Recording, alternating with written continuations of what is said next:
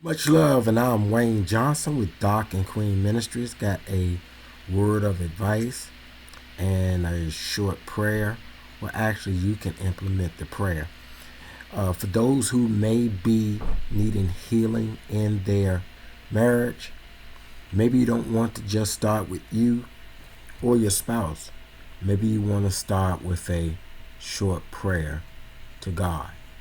One of my suggestions is incorporating Ephesians chapter 4, verse 29 through 32. And as you're going to the Lord in prayer, acknowledge who He is, repent of your sins, and then take your petition to the Lord and add in this particular scripture. So, starting with verse 29 of verse 4 in Ephesians, when you talk, don't say anything bad, but say the good things that people need. Whatever will help them grow stronger.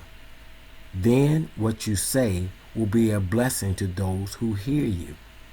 And don't make the Holy Spirit sad. God gave you His Spirit as proof that you belong to Him and that He will keep you safe until the day He makes you free. Never be bitter, angry, or mad. Never shout angrily or say things to hurt others. Never do anything evil. Be kind and loving to each other. Forgive each other the same as God forgave you through Christ.